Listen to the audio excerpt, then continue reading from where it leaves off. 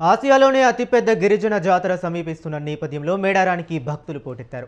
ఆదివారం సెలవు దినం కావడంతో వివిధ ప్రాంతాల నుంచి భక్తులు పెద్ద సంఖ్యలో తరలివచ్చారు. వనదేవతలు సమ్మక్క సారలమ్మ గద్దెలు భక్తులతో కిటకిటలాడుతున్నాయి. తల్లులకు బంగారం బెల్లం సమర్పించి భక్తులు మొక్కులు చెల్లించుకుంటున్నారు.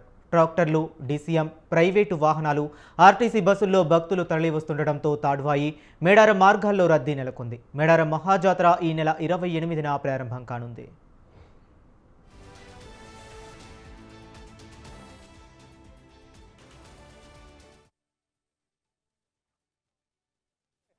నెలకొంది.